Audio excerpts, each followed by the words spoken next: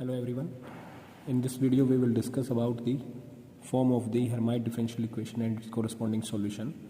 For most of the physical systems, their descriptions are actually expressed in the form of this differential equation.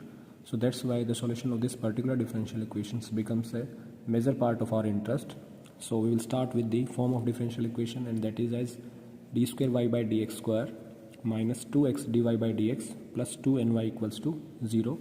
And condition on this n is that the n must be a non-negative integer, or you can say this n is a positive integer.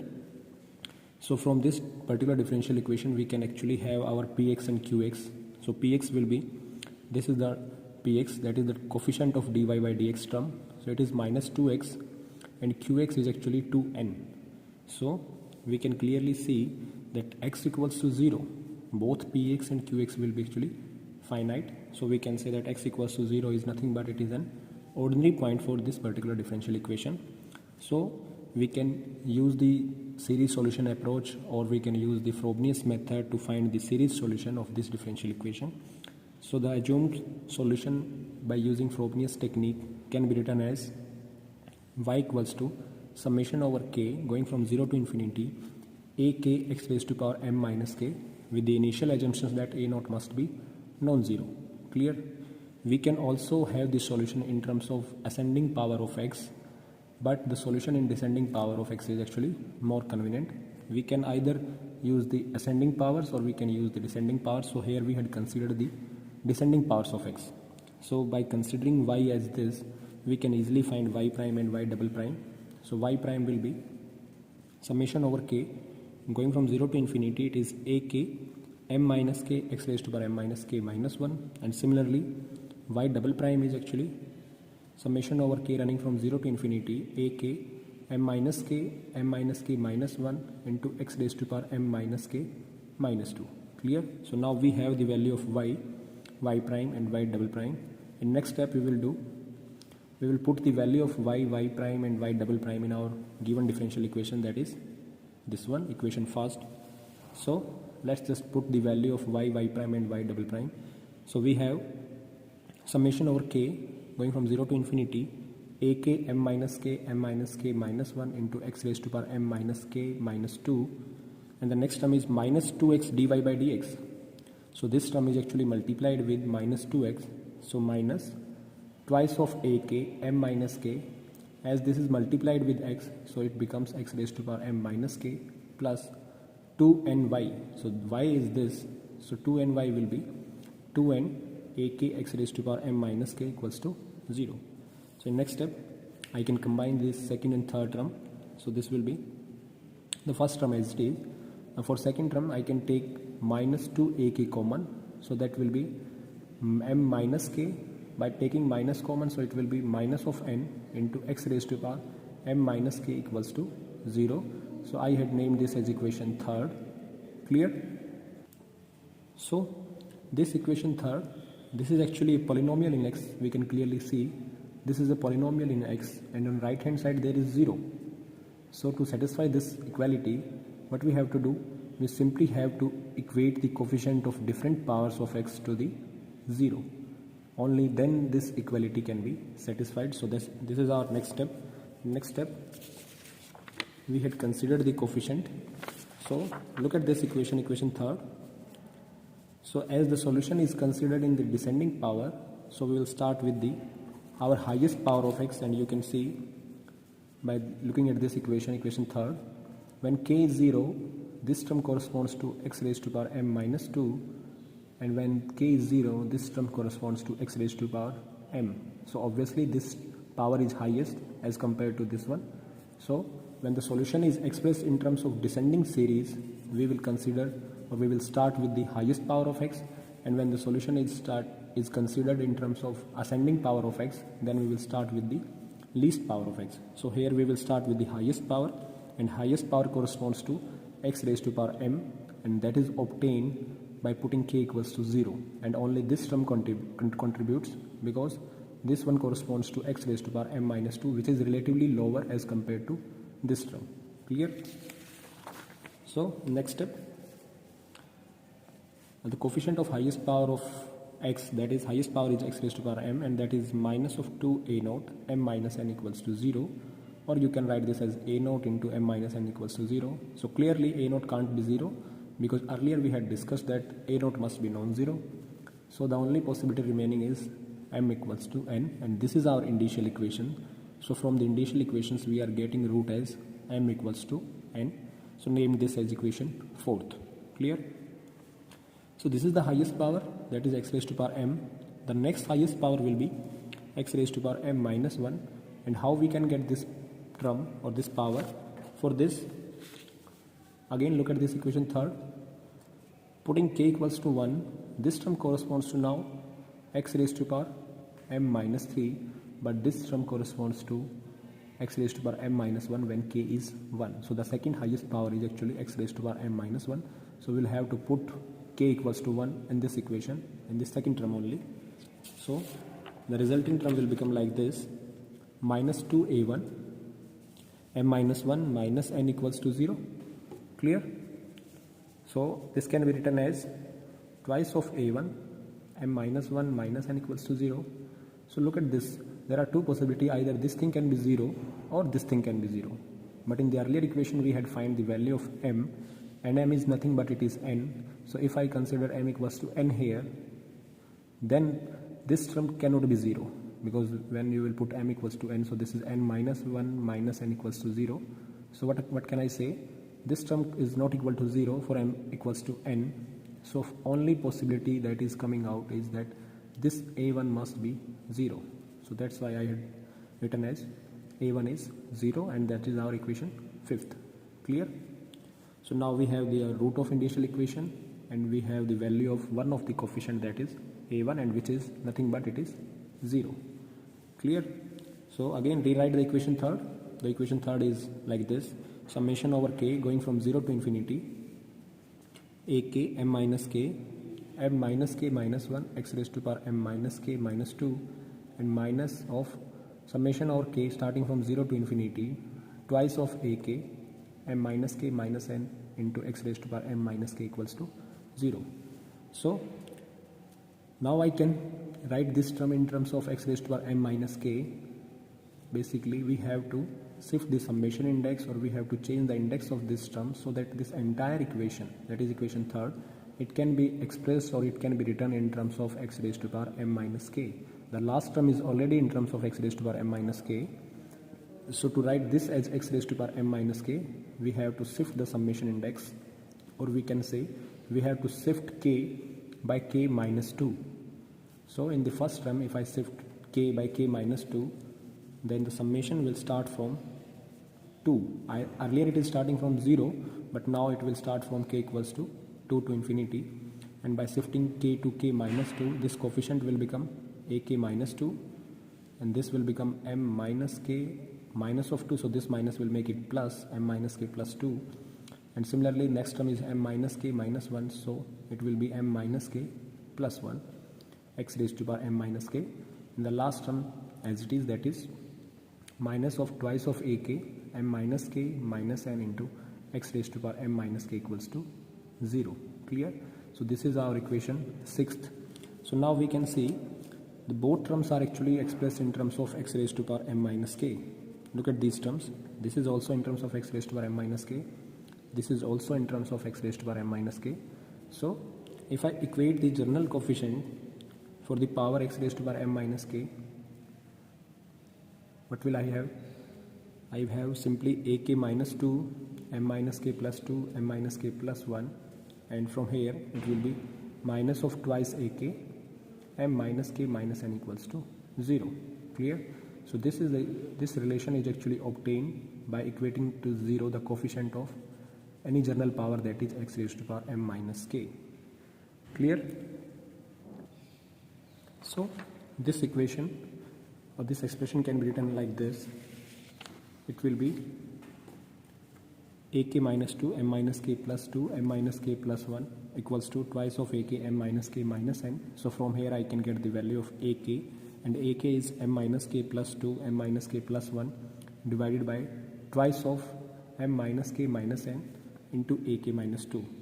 And the condition that is arising from here for k this relation must hold for all the values of k which are greater than equal to 2. That is for all values of k greater than equal to 2, because the lowest coefficient we can determine from here is a2, and that will be in terms of a naught by putting k equals to 2, and the higher coefficients can be obtained. So as we had already obtained that this a1 is 0, this first coefficient a1 is 0, so look at this relation. It actually relates ak with ak minus 2. So since a1 is 0, so when I will find a3, so I have to put k equals to 3, so that a3 will be in terms of a1. So since a1 is 0, so a3 will be 0, and since a3 is 0, so when we will find a5, that will also be 0. So what can I say? Since a1 is 0, all odd coefficients are coming to be 0. Clear? So, and that this equation 7th is actually known as our recurrence relations, which actually helps us to determine the various coefficients. Clear? So as initial equation corresponds to m equals to n, so in next step we will put the value of m in this particular relation, and we will have like this: ak equals to, put m equals to n, so simply n minus k plus 2, n minus k plus 1 divided by twice of m is n, so n minus k minus n, so it is minus of k only, into ak minus 2 for k greater than equal to 2.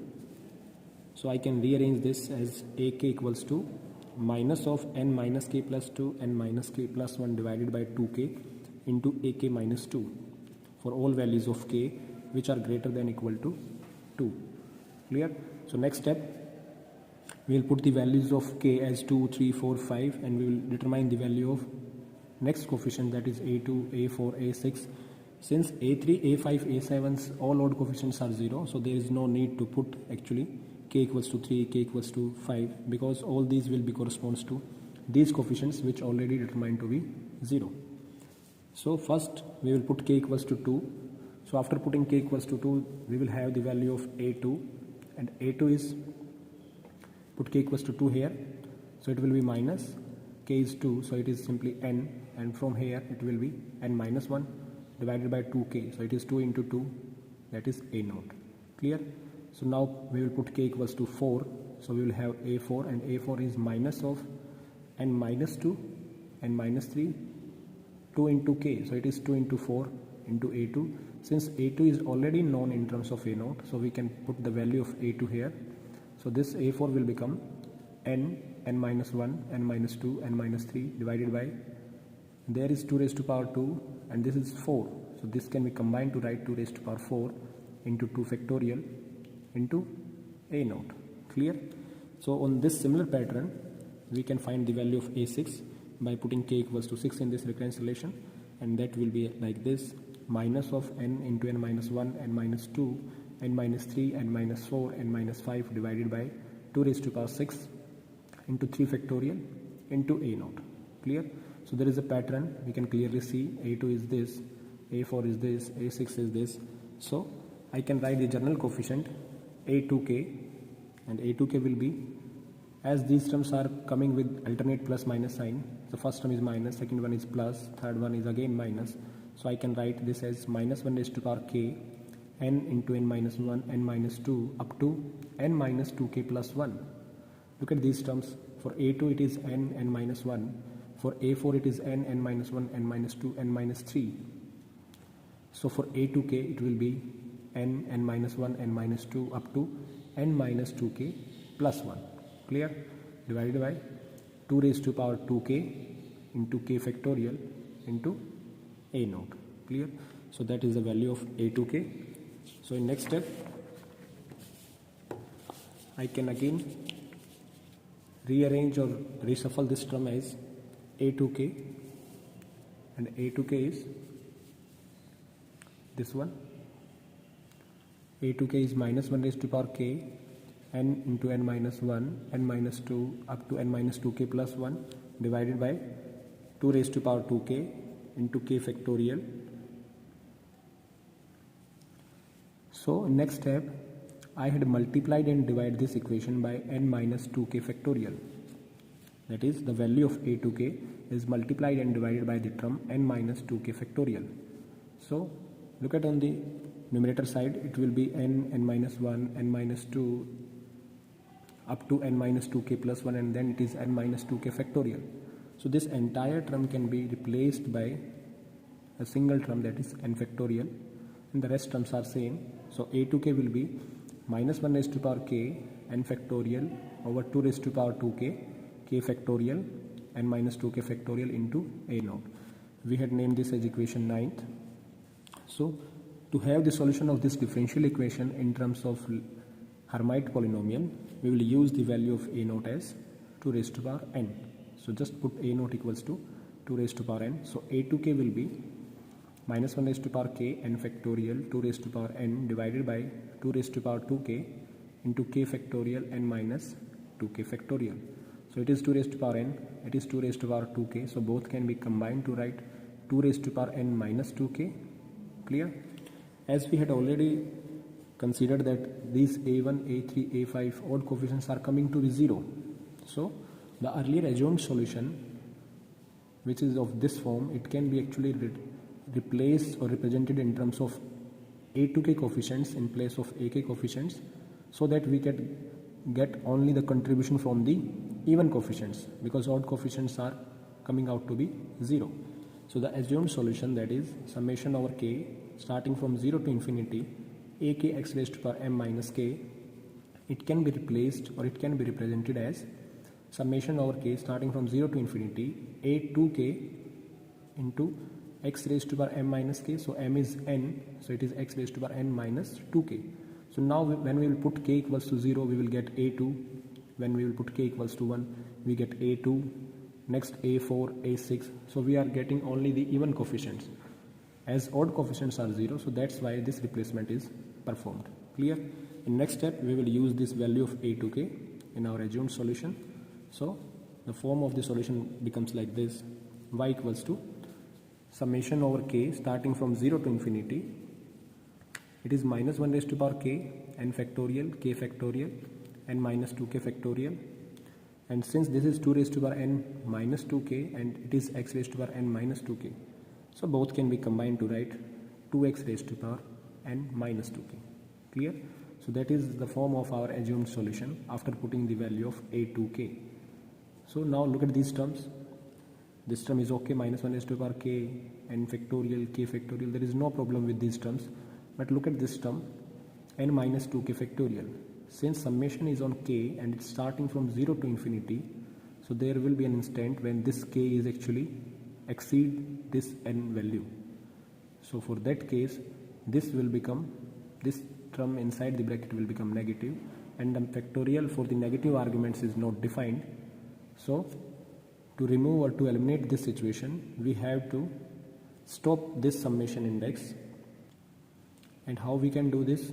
We simply have to restrict the summation index to going to infinity, and we have to restrict this up to only those values of k for which the argument of this factorial function is positive. Or in other words, we can say this argument for the gamma function must be greater than 0. So that's why this upper limit can be changed to capital N, and this capital N will be either it will be n by 2 or it will be n minus 1 by 2, whichever value gives us the integer value. So we have to stop the summation index to either n by 2 or n minus 1 by 2, depending on the value of n. When n is even, so capital N will be n by 2, and when n is odd, so it will be n minus 1 by 2. So after this, our solution will become like this: y is summation over k starting from 0 to capital N. Earlier it is from 0 to infinity, and now we will write this as 0 to capital N, and this n is either n by 2 for even integer, and it is n minus 1 by 2 for odd integer, minus 1 raised to power k n factorial k factorial n minus 2k factorial into 2x raised to power n minus 2k. And this is nothing but, this is our solution for the Hermite differential equation, which is designated as Hnx, and this Hnx is nothing but it is known as Hermite's polynomial of the order n. Clear? So this is our first linear independent solution for the Hermite differential equation, and it is of major importance, that is denoted as Hnx. So look at this solution. We will discuss the remarks corresponding to this solution.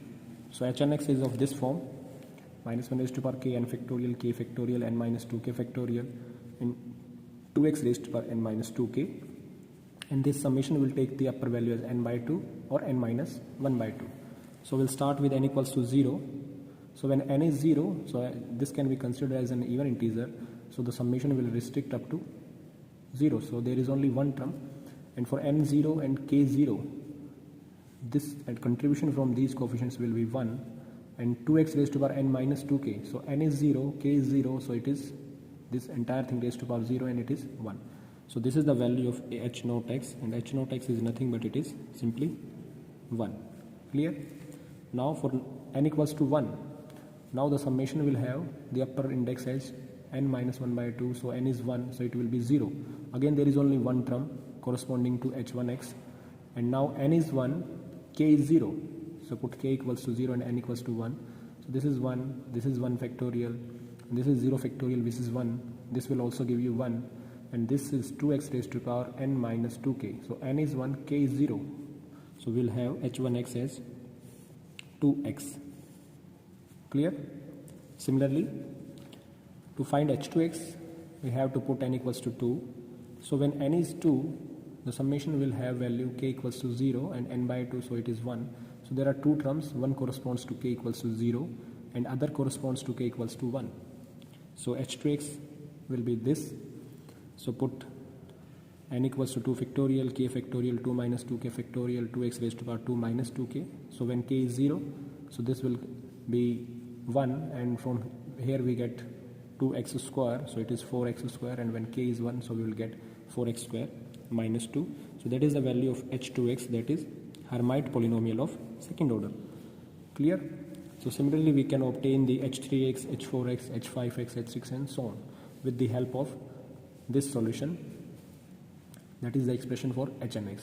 So h3x will comes out to be 8x cube minus 12x, h4x will be 16x raised to power 4 minus 48x square plus 12, h5x will be 32x raised to power 5 minus 160x cube plus 120x. Clear? And so on. So let's discuss the next remarks. This is the form of our solution or Hermite polynomial. Hn(x) is of this form, and this can be actually expressed in terms of series. So when we will put k equals to 0, we will have 2x raised to power n. When k is 1, so it will be minus n factorial, 1 factorial, and from denominator we will have n minus 2 factorial. So these can be solved to write n into n minus 1, because this n factorial can be written as n into n minus 1, n minus 2 factorial, and then n minus 2 factorial will be cancelled, so only term remaining is n into n minus 1 and 2x raised to power n minus 2, and the next term is so on. But if I consider the case when n is having the even values, it means when n is even integer, the upper index of summation will be n by 2, so the term corresponding to that index will be minus 1 raised to power k, so minus 1 raised to power n by 2, n factorial as it is, so k factorial, and k is n by 2, so it is n by 2 factorial, and this n minus 2k, it will become 0 factorial. When k is n by 2, so 2 cancelled, n minus n 0, so 0 factorial is 1, and this will also give you 1, so the only term we are getting is this. So this is the expression for Hn(x) when n is even.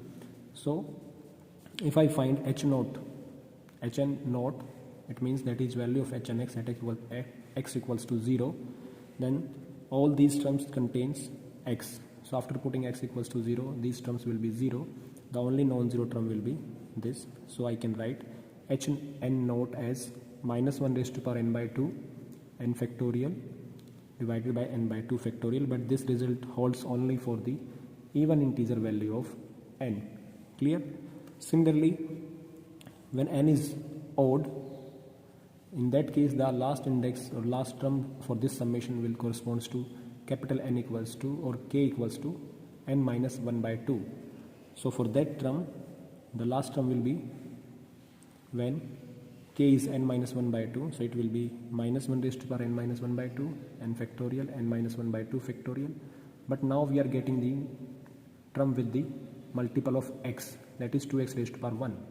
So if I have to find Hn naught, that is value of hn at x equals to 0 for odd integer. Now all terms contain x, so when we will put x equals to 0, these entire thing or these entire terms will be 0. So we can write hn 0 is this for n equals to even integer, and hn 0 is 0 when n is odd integer. Clear?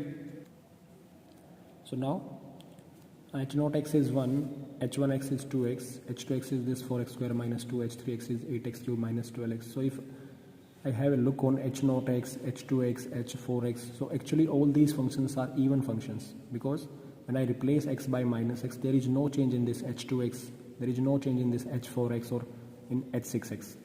Similarly, if I consider h1x, which is 2x, h3x and h5x, and I replace x by minus x, so there will be an additional negative sign here, additional negative sign here also, and in h1x and all higher coefficients, all higher orders, that is h7, h9. Clear? So concluding to that, we can say that this hnx, that Hermite polynomial, is actually behaving like this hnx is either of even nature or it is of odd nature, and it actually depends on value of n. When n is even, the nature of hnx is even, and when n is odd, hnx is odd. Clear? Or this relation can be actually expressed like this. This is hnx. Clear? So in this solution I had replaced this x by minus x only because this is the only way to check whether the function or whether the solution is of even nature or odd nature. So after replacing x by minus x, this will be hn minus x summation over k starting from 0 to capital N, that is n by 2 and minus 1 by 2. So these things are unchanged. The only change is x is replaced by minus x. So there will be minus 2x raised to power n minus 2, and which can be written as minus 1 raised to power n minus 2 k into 2x raised to power n minus 2k. Clear? And this minus 1 raised to power n minus 2k can also be written as minus 1 raised to power n into minus 1 raised to power 2k. Clear? This minus 1 raised to power n minus 2k, it can be written as minus 1 raised to power n and minus 1 raised to power minus 2k. And this minus 1 raised to power 2k is always positive. Clear? So this term can be written as simply minus 1 raised to power n, and the rest things are same, and these are nothing but this is the form of hnx. So we can say that hn minus x is minus 1 raised to power n hnx. That is, when n is even, hnx is of even nature. When n is odd, hnx is of odd nature. Clear? And since Hermite is a solution of Hermite differential equation is a polynomial, so every algebraic polynomial can also be expressed in terms of Hermite polynomial. So that's next remarks, that is any algebraic polynomial can be expressed in terms of Hermite polynomials just by equating the algebraic polynomial and Hermite polynomial and determining the value of unknown constants. Clear? So that's all for today. Thank you.